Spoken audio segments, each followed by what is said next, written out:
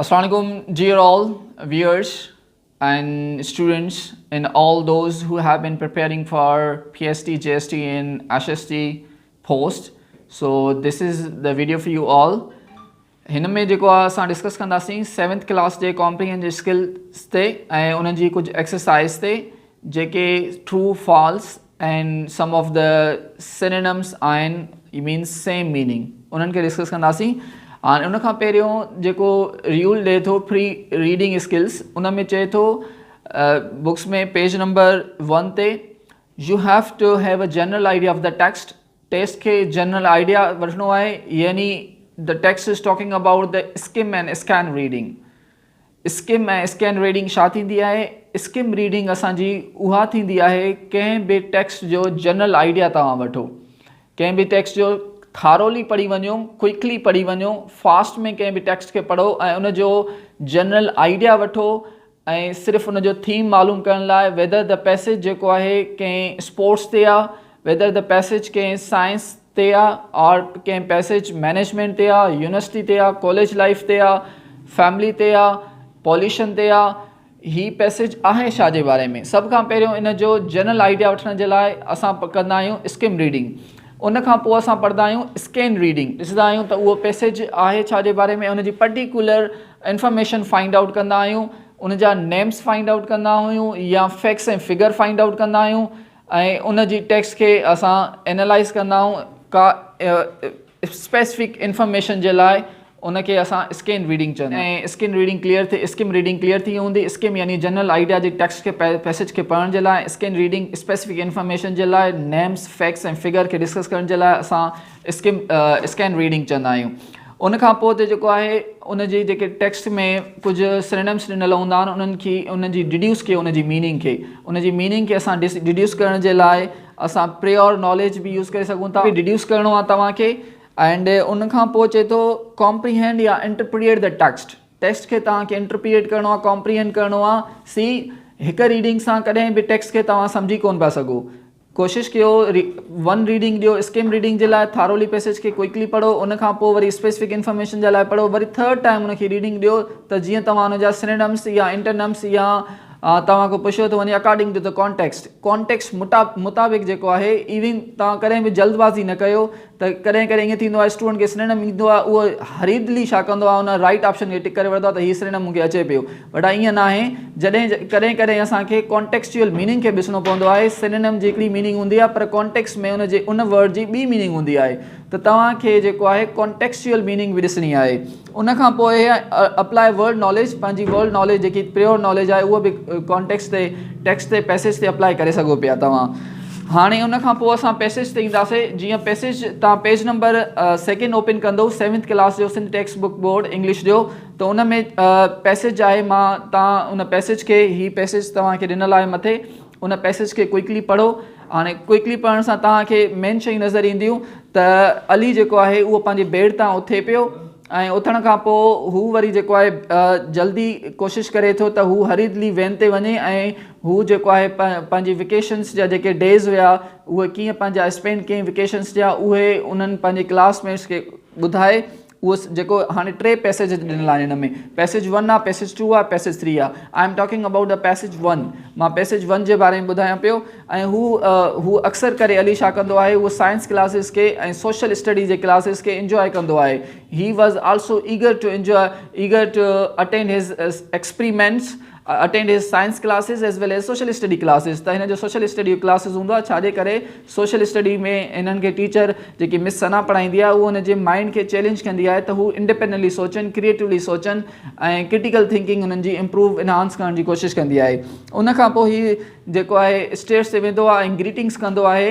कंहिंखे ग्रीटिंग कंदो आहे? ही ड्राइवर खे ग्रीटिंग कंदो आहे ऐं सलीम एंड पंहिंजे बेस्ट फ्रेंड जे वेझो अची करे वेही रहंदो आहे, उन्हनि खे ग्रीटिंग्स कंदो आहे। पर हू पंहिंजे टॉपिक ते हुननि पंहिंजी वेकेशन्स कीअं गुज़ारी उन्हनि ते ॻाल्हाईंदो आहे त हू हरीदली जेको आहे डिस्टर्ब थी वेंदो आहे, इंटरप्टेड थी वेंदो आहे कंहिंजे ज़रिए, हॉर्न जे ज़रिए, ॿाहिरां जेको नॉइज़ ईंदो आहे नॉइज़ उन्हनि जे करे हू छा कंदो आहे, हिन खे नॉइज़ पॉल्यूशन जे करे इंटरप्ट थी वेंदा आहिनि ऐं हू पंहिंजी गुफ़्तगू कंटिन्यू करे सघंदा आहिनि। ऐं जीअं हू ॿाहिरां ॾिसंदा आहिनि विंडो मां त हुन मां फ्यूम्स ईंदो आहे, फ्यूम यानी स्मोक ईंदो आहे गाॾियुनि जो, ऐं स्टूडेंट कफिंग कंदो आहे, हू कफ कंदो आहे। ऐं उन खां अलावा पोइ हू गार्बेज ॾिसंदा आहिनि ॿाहिरि, तमामु घणो गार्बेज हूंदो आहे ॿाहिरि जेको तमामु घणो नुक़सानकार आहे इंसाननि जे लाइ और लिविंग बींग्स जे लाइ। हू उन्हनि खे ऐं लास्टली हू छा कंदा आहिनि, हू पंहिंजो देन हू पंहिंजे स्कूल्स में पहुची वेंदा आहिनि एंड वेन उन्हनि खे ड्रॉप कंदी आहे एट द स्कूल गेट। ही हुयो पैसेज नंबर 1। पैसेज नंबर 1 जे बारे में। हाणे पैसेज नंबर 2 आहे unit number 1 lesson unit number 1 7th class जे English text book Sindh text book board जो। उन खां पोइ मिस सना जेको आहे उन्हनि खे ग्रीटिंग कंदी आहे ऐं उन्हनि खां पुछंदी आहे मिस सना त तव्हां पंहिंजो डे पंहिंजा वेकेशन्स जेके आहिनि उहे कीअं सेलिब्रेट कया, ऐं उन्हनि खां डिस्कस कंदी आहे ऐं उन्हनि खे ग्रीटिंग्स कंदी आहे ऐं 1 by 1 देन स्टूडेंट्स उहे पंहिंजा जेको आइडियाज़ आहिनि, पंहिंजा व्यूज़ आहिनि पंहिंजे वेकेशन्स जे बारे में उहे शेयर कंदा आहिनि मिस सना सां। मिस सना जेकी आहे उहा हुननि जी सोशल स्टडी जी टीचर आहे स्टूडेंट्स जी। अगेन जेको आहे हुते उहो ॿुधाईंदा आहिनि त गार्बेज पियो आहे ऐं उन गार्बेज में जेको आहे उहो जेको उन्हनि खे एक्सपीरियंस थियो उहो ॿाहिरि अचनि पियो सोसाइटी खां ॿाहिरि, पंहिंजे घरनि खां ॿाहिरि जॾहिं वैन में चढ़िया ऐं पोइ वरी हू क्लास में एंटर थिया त उन्हनि खे गार्बेज जे बारे में, फ्यूम्स जे बारे में ऐं हू ॿुधाईंदा आहिनि नॉइज़ पॉल्यूशन जे बारे में। त मिस सना खे चवंदी आहे त हीअ त तव्हां सॼा प्रॉब्लम्स ॿुधाया, छा इन्हनि जे बारे में तव्हांखे कॾहिं एक्शन्स वरिता आहिनि, कंक्रीट एक्शन्स वरिता आहिनि तव्हां इन्हनि जे बारे में, इन्हनि खे रिज़ोल्व करण जी कोशिशि कई आहे, रीड्रेस इन्हनि खे करण जी कोशिशि कई आहे। त स्टूडेंट हिते पिन ड्रॉप साइलेंस थी वेंदी आहे स्टूडेंट जी ऐं स्टूडेंट साइलेंट थी वेंदा आहिनि। पोइ मिस सना जेको आहे ऑलवेज़ उन्हनि खे कंहिं टास्क खे सोचण जे लाइ, उन्हनि ते एक्शन परफॉर्म करण जे लाइ उन्हनि जी थिंकिंग पावर खे, उन्हनि जी माइंड्स खे ट्रेन कंदी आहे, उन्हनि जी क्रिटिकल थिंकिंग इम्प्रूव कंदी आहे। पोइ उन्हनि खे चवंदी आहे त छा असां शुड वी डू समथिंग, छा असां कुझु करे सघूं था इन्हनि जे लाइ। त सभु सिंगल वॉइस में चवंदा आहिनि येस वी कैन डू, हा असां करे सघूं पिया। ऐं हुननि खे ॿुधाईंदी आहे वेज़ ऐं रिप्लाई, उहे स्टूडेंट जीअं रिप्लाई ॾींदा आहिनि त उन्हनि ॿुधाईंदी आहे त कीअं असां उन्हनि खे करे फ्री जेको आहे पॉल्यूशन फ्री इन्वायरमेंट कीअं करे सघूं पिया असां उन्हनि खे। त उहो डिफरेंट ग्रुप्स में उन्हनि खे हिकिड़ो टास्क ॾींदी आहे मिस सना जेकी सोशल स्टडी टीचर आहे, उन्हनि खे डिफरेंट ग्रुप्स में स्टूडेंट खे विराईंदी आहे। त group A1 B C D different groups में उन्हनि खे डिफरेंट टास्क ॾींदी आहे टू परफॉर्म। ऐं जीअं उन्हनि खे डिफरेंट टास्क ॾींदी आहे पोइ हाणे हिते सेकेंड पैसेज जेको आहे असांजो ईंड थिए थो ऐं थर्ड पैसेज में अचनि था त अली जेको आहे तमामु घणो टायर्ड हूंदो आहे सॼो ॾींहुं उहो कैंपेनिंग जे बारे में, उन्हनि में उहे पोस्टर्स ठाहींदा आहिनि पॉल्यूशन फ्री इन्वायरमेंट ते। पोस्टर्स ठाहिण खां पोइ उहो हैंड बिल्स ठाहींदा आहिनि टू अवेयर द मैसेज खे अवेयर करण जे लाइ उहो पोस्टर्स ठाहींदा आहिनि ऐं प्रोग्राम्स कंदा आहिनि, सेमिनार्स कंदा आहिनि to aware the public, general public खे अवेयर करण जे लाइ उहो प्रोग्राम्स बि सेट कंदा आहिनि ऐं जीअं आम माण्हुनि में अवेयरनेस क्रिएट करे सघे ऐं उहे गार्बेज खे ऐं फ्यूम्स खे घटि यूज़ कनि ऐं उहो उनखे रिसाइकिल करे सघनि या उन्हनि जे बारे में उन्हनि खे अवेयरनेस अची वञे त उहो गंद गार्बेज जेको आहे उहो न उछलाइनि। त इहे टास्क उन्हनि जो उहो जेको टास्क मिस सना उन्हनि खे ॾींदी आहे उहो उन्हनि खे कंप्लीट कंदा आहिनि। त पोइ हीउ जेको टेक्स्ट हुयो उहो पैसेज नंबर 3 ते हुयो। हाणे जेको पैसेजिस आहिनि, हाणे जेको राइटर आहे on पेज नंबर 5 ते जीअं तव्हां लास्ट में ईंदो you will find 4 different topics. 4 different topics आहिनि, 4 डिफरेंट थीम्स आहिनि। त उन्हनि में हिकिड़ो चए थो एक्स्ट्रा थीम आहे, उन्हनि मां पैसेज नंबर 1 खे थीम ॾियो, पैसेज नंबर 2 खे ॾियो ऐं पैसेज नंबर 3 खे ॾियो। त उहो थीम पैसेज नंबर 1 छा जे बारे में हुयो, पैसेज नंबर 2 छा जे बारे में हो, पैसेज नंबर 3 छा जे बारे में हो ऐं हिकिड़ो एक्स्ट्रा थीम आहे, यानी 4 टॉपिक्स गिवन आहिनि पेज नंबर 5 ते। जॾहिं तव्हां वेंदो 7th क्लास जे इंग्लिश टेक्स्ट बुक ते सिंध टेक्स्ट बुक बोर्ड जो, उन में ॾिसंदो एयर पॉल्यूशन आहे, पॉल्यूशन फ्री इन्वायरमेंट आहे, सोशल हेज़र्ड आहिनि, माना समाजी नुक़सान कहिड़ा आहिनि, यानी उन खां पोइ टास्क कंप्लीटेड आहे। त उन्हनि 4 टॉपिक्स मूं जीअं त तव्हांखे पहिरियों टॉपिक ॾिसंदो रिवाइज़ ऐं रिविज़िट कंदो पहिरें टॉपिक खे त तव्हांखे पहिरियों टॉपिक नज़र ईंदो। त पहिरियों टॉपिक जे बारे में असां डिस्कस कयोसीं त उहो हुयो सोशल गार्बेज। हू जेको अली एंड सलीम इहे पंहिंजा फ्रेंड्स जेके हुया क्लासमेट्स हुया उहे जॾहिं डिस्कस करणु चाहिनि पिया त हू इंटरप्टेड थी विया फ्रॉम द नॉइज़ पॉल्यूशन। इहो बि हिकिड़ो सोशल हेज़र्ड आहे त माण्हू प्रॉपरली ॻाल्हाए कोन पियो सघे। उन खां पोइ गार्बेज ॾिठूं, उन में गार्बेज हुयो, एरियाज़ में हर जॻह ते गार्बेज पियो, गंद किचिरो पियो हुयो। उन खां पोइ तव्हां ॾिसंदव त उन में फ्यूम्स अचे पियो, ठीकु आहे। उन जे करे हिकिड़ो स्टूडेंट कफिंग करे रहियो, खंघी रहियो हुयो, ऐं उन मां बि तव्हां ॾिसी सघो पिया इहे समाजी नुक़सान आहिनि जंहिंजे करे अस्थमा जी बीमारी थियनि थी, कफिंग थिए थी। इहे सोशल हैज़र्ड्स आहिनि, यानी समाजी नुक़सान आहिनि। त पहिरियों पैसेज जेको हुयो उहो सोशल हैज़र्ड जे बारे में हुयो।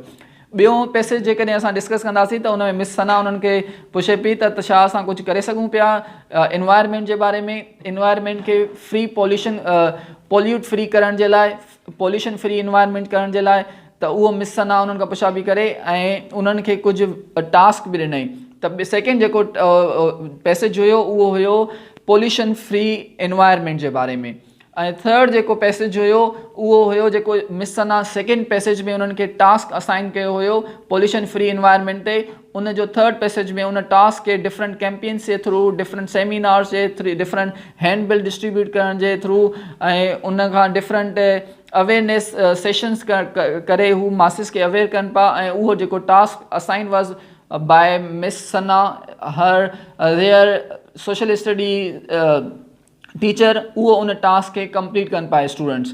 यानी 3 जेके हुया इहे असांजा मेन टॉपिक्स हुया। हिकिड़ो जेको एयर पॉल्यूशन, इहो असांजो एक्स्ट्रा टॉपिक आहे। एयर पॉल्यूशन जे बारे में हिते अहिड़ो को बि डिस्कस पैसेज में न थियल आहे।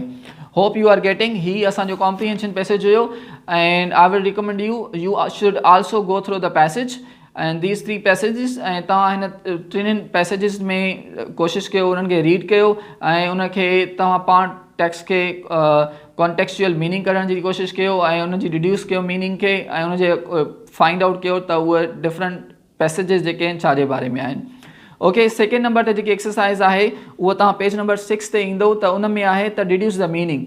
जेके वर्ड्स यूज़ थिया आहिनि कॉन्टेक्स्ट में उन्हनि जी मीनिंग्स ॿुधायो। यानी तव्हांजा वर्ड्स ॾिनल आहिनि नंबर 1 to up to 12 ताईं। उन खां पोइ जेको आहे ए खां एल ताईं ॾिनल आहिनि। त उहो 1 ते कहिड़ो हिकिड़ो एग्ज़ाम्पल ॾिनल आहे एंथियोस्टिक। एंथियोस्टिक जो हिकिड़ो एग्ज़ाम्पल तो ॾिनल आहे। एंथियोस्टिक जी हिते मीनिंग आहे जी, यानी जी में जेको वर्ड अचे पियो तव्हां स्क्रीन ते ॾिसी सघो पिया। जी ते जेको वर्ड अचे थो यानी उहो आहे वेरी एक्साइटेड और इंट्रस्टेड। त इन जे लाइ असां एंथियोस्टिक यूज़ कंदासीं। सेकेंड वर्ड जेको आहे असांजो उहो आहे सोशल कैंपेन्स। सोशल कैंपेन्स 2 जेको आहे इहो इन जो थींदो जे। सोशल कैंपेन्स जो मतिलबु आहे activities to make people aware about something, ठीकु आहे। ऐं नंबर 3 जेको आहे इनवोल्ड जो थींदो नंबर 3 इनवोल्ड जो थींदो एच जो मतिलबु आहे मेड देम टेक पार्ट। कंहिंखे कंहिं पार्ट में हिसो वठायो उनखे चइबो आहे इनवोल्ड, यानी इनवोल्ड। नंबर 4 जेको आहे होंग्ड जेको आहे इन जो ऑप्शन थींदो नंबर 4 जो होंग्ड बी में आहे ब्लू द हॉर्न। यानी तव्हां को हॉर्न वॼाईंदा आहियूं न गाॾियुनि जो साउंड, ठीकु आहे, उनखे असां हॉर्न चवंदा आहियूं। ब्लू द हॉर्न खे चइबो आहे होंग्ड। सेकेंड फॉर्म ऑफ वर्ब आहे। उन खां पोइ 5 आहे फ्यूम्स जो ऑप्शन थींदो नंबर 5। इहो पैसेज नंबर 1 में आहे। त तव्हां ॾिसंदव त इहो पैसेज नंबर 1 में वर्ड यूज़ थियल आहे। ऐं फ्यूम्स जो मतिलबु आहे एल यानी dangerous smoke, having a strong smell. जेको ख़तरनाक स्मोक हुजे गाॾियुनि जो, जेको तव्हांखे अस्थमा जी बीमारी ॾेई सघे थो, खंघि ॾेई सघे थो या ॿियूं बीमारी ॾेई सघे थो, लंग्स जी बीमारी ॾेई सघे थो। जीअं लाहौर ॾिसो था तमामु घणो एयर पोल्यूटेड आहे, दिल्ली, बीजिंग, कराची, त इन्हनि मां काफ़ी बीमारियूं जनम वठनि पियूं। त इहो जेको आहे असांजो डेंजरस स्मोक जे करे थिए पियो।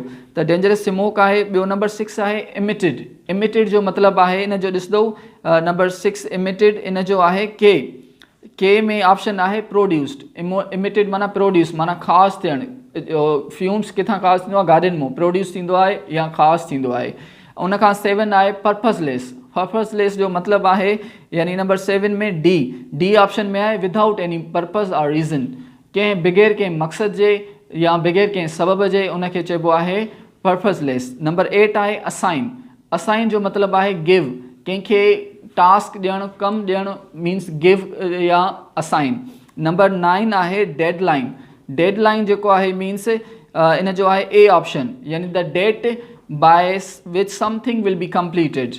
तव्हां वटि ही टेक्स्ट नज़र ईंदो हूंदो, पैसेज नज़र ईंदो हूंदो एक्सरसाइज जो, and you can see easily यानी the date by which something will be completed. Number 10 task जो थींदो F means work that has to be done.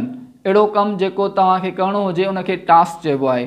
Number 11 reviewed जो मतिलबु आहे हिन जो सी थींदो, मीन्स चेक समथिंग. त काई शइ चेक करणु त if any change is required, का चेंज नीडेड त नाहे, रिक्वायर्ड त नाहे, उनखे चइबो आहे रिव्यूड. मीन्स हुनखे तव्हां कुझु पंहिंजो राइटअप लिखो था, पंहिंजे टीचर खां चेक करायो था, ॾिसो था हिन में का रिव्यू जी ज़रूरत नाहे, माना चेक करायो था. नंबर 12 जेको आहे अटेंडीज़, इन जो थींदो एल. उस अटेंडीज़ जो थींदो आई means people who attend a program or meeting. अहिड़ो माण्हू जेको प्रोग्राम आर मीटिंग अटेंड करे उनखे चइबो आहे अटेंडीज़. हाँ पेज नंबर 6 असां कवर कयोसीं. पेज नंबर 7 ते जीअं पेज नंबर 7 ते ईंदो त उन में आहे true and false. These are very important for MCQs. उहे तव्हांजे कॉम्प्रीहेंशन पैसेज में कॾहिं ट्रू एंड फॉल्स बि पुछिया वेंदा आहिनि, ट्रू एंड फॉल्स बि पुछिया वेंदा आहिनि, या तव्हांखे हिते पैसेज में तव्हांखे पुछी सघनि था. So these are very important. And true and false में कीअं, Ali did not want to go to school and meet everyone. त अली न पियो वञणु चाहे स्कूल ऐं हू न पियो मिलणु चाहे कंहिंसां बि. इहो रॉन्ग आहे. अली जेको आहे हरिली गॉटअप, हू जल्दी उथे पियो पर एक्साइटेड हुयो इवन वञण जे लाइ, त पोइ इहो असांजो फॉल्स थींदो. इहो पैसेज नंबर 1 में तव्हां ॾिसंदव त तव्हांखे मिली वेंदो. He liked science and social study classes, इहो बि पैसेज नंबर 1 में आहे. He liked experiments, and experiments किथे थींदा आहिनि, साइंस में थींदा आहिनि. मीन्स ही लाइक करे पियो साइंस जे जेको आहे क्लासिस खे ऐं सोशल स्टडी क्लासिस खे, त इहो असांजो ट्रू थींदो. फर्स्ट फॉल्स थींदो, सेकेंड असांजो ट्रू थींदो. उन खां पोइ आहे Ali said beside the driver uncle in the van. इहो असांजो फॉल्स आहे, बिकॉज़ अली जेको आहे ड्राइवर अंकल खे ग्रीटिंग्स कयूं पर हू सलीम जे वेझो वेठो हुयो, ड्राइवर जे वेझो न वेठो हुयो, त इहो असांजो फॉल्स थींदो. नंबर 4 जेको आहे Salim and Ali were not able to talk about their holidays in the van. ऐं हू पंहिंजे, इहो असांजो ट्रू आहे, बिकॉज़ दे वर डिस्टर्ब्ड, दे वर इंटरप्टेड बाय द हॉर्न्स. हू हॉर्न्स जे ज़रिए फ्यूम जे जेको गाॾियुनि मां तेल अचे उन्हनि जे ज़रिए उहो जेको आहे डिस्टर्ब थी विया ऐं हू पंहिंजो डिस्कशन कंटिन्यू न करे सघिया, त इहो असांजो ट्रू आहे. नंबर 5 जेको आहे उहो miss Sana asked the students if they had visited any place in the holidays. हा बिल्कुलु इहो सही आहे. मिस सना उन्हनि खां पुछा कयो त उन्हनि का प्लेस विज़िट कई आहे ड्यूरिंग देयर हॉलीडेज़. नंबर 7 जेको आहे the students works in groups to make a plan to fight against pollution. त बिल्कुलु इहो सही आहे. स्टूडेंट्स उन्हनि प्लान कयो हुयो, मिस सना उन्हनि खे हिकिड़ो टास्क ॾिनो हुयो त उहो पंहिंजो टास्क परफॉर्म कनि ऐं उहे टास्क परफॉर्म कनि ऐं उहे फाइट अगेंस्ट द पॉल्यूशन ऐं पॉल्यूशन जे ख़िलाफ़ु विढ़नि. त इहो बिल्कुलु ट्रू आहे. इहो सेकेंड पैसेज में तव्हां ॾिसी सघो था. नंबर 3 पैसेज ते में हाणे 3 अलॻि वरी सवाल आहिनि, ट्रू ऐं फॉल्स तव्हांखे ॾिसणो आहे. नंबर 8 आहे Ali was not tired at all after the program at this group organized. जीअं जीअं तव्हां 3rd नंबर पैसेज ते ईंदो उनजी फर्स्ट लाइन में लिखियलु आहे त Ali was tired, means Ali tired हुयो. त इहो असांजो तव्हांजो पैसेज थींदो, इहो फॉल्स थींदो, ट्रू न थींदो. अली टायर्ड हुयो.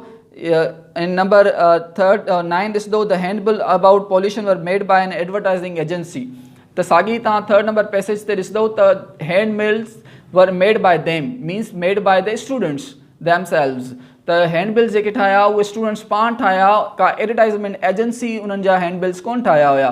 त इहो असांजो फॉल्स थींदो. Number 10 everyone agreed to do something to clean their neighborhood. ठीकु आहे, इहो बिल्कुलु सही आहे. हर हिकु जेके नेबर्स हुया उन्हनि जा कोऑपरेट कयो, उन्हनि जी कोऑपरेशन कई ऐं उन्हनि खे त इहो ॿुधायूं त उहे उन्हनि खे इन प्रोग्राम में इन सोशल कैंपेन में हेल्प कंदा. Hope U got all the messages what ever I thought U. The comprehension skills, we discussed the comprehension skills and gave the title to a particular passage. And we also discussed some of the synonyms that was asked in the passage, and we deduced the meaning of that words. And after that, we also discussed the false and true and false, and what were the true and what were the false in the text. So these are very important for you all. And if you keep on studying, different from 6th, 7th, 8th, 9th or matric class books, you will easily qualify English part of your MCQs, so it's not a big deal. So this is the end of the unit 1. ही जेको हुयो unit 1 जो end हुयो. हाणे असां उन खां पोइ 6th class जे passage ते unit 1 ते discuss कंदासीं. Till that, see you soon. Allah Hafiz.